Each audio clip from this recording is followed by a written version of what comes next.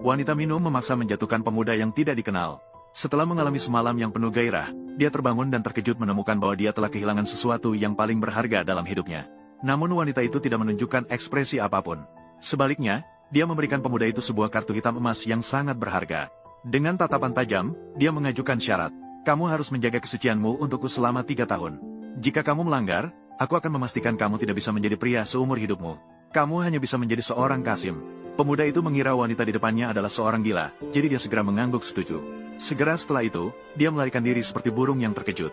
Pemuda itu tidak pernah menyangka bahwa wanita yang tampak gila ini adalah seorang eksekutif wanita yang memiliki aset triliunan. Setelah melarikan diri dari tempat yang penuh masalah, pemuda itu kembali bekerja di panti jompo seperti biasa. Setiap bulan dia menerima gaji yang sangat kecil sebesar 3.000 yuan. Setiap hari dia menemani sekelompok orang tua yang menderita penyakit mental. Dia bercanda dan bermain dengan mereka, hari-harinya terasa biasa saja. Suatu hari, seorang kakek berjanggut penuh datang ke panti jompo. Dia mengaku sebagai Gui Guzi yang berkuasa. Kakek ini setiap hari mengganggu pemuda itu dan memaksanya untuk belajar teknik Gui Gu 9 perubahan yang misterius. Masih bersumpah dengan tegas bahwa setelah menguasai keterampilan ini, dia bisa mengusir iblis dan monster. Pemuda berusaha membuat kakek senang. Dia terpaksa berlatih bersamanya setiap hari dengan terpaksa. Waktu berlalu dengan cepat, tidak disangka hanya dalam 1 tahun. Pemuda ternyata benar-benar telah mencapai kesempurnaan 9 tingkat dalam teknik Gui Gu 9 perubahan. Saat itu, kakek dengan hati-hati mengeluarkan sebuah medali hitam bernama Gui Gu Mogu dari saku. Dia dengan serius menggantungnya di leher pemuda.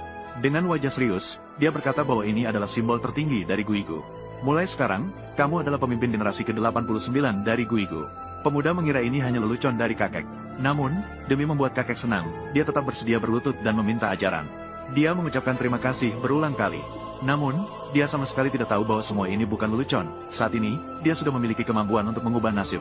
Saat pemuda sedang berpatroli seperti biasa, 2 kakek tiba-tiba muncul seperti hantu.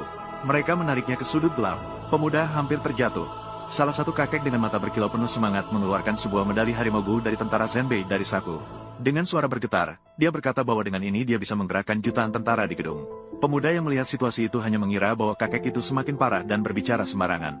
Untuk tidak memicu dia, terpaksa dia menerima simbol harimau itu dengan enggan. Saat itu, kakek lainnya juga tidak mau kalah dan buru-buru mengeluarkan selembar surat nikah dari saku celananya.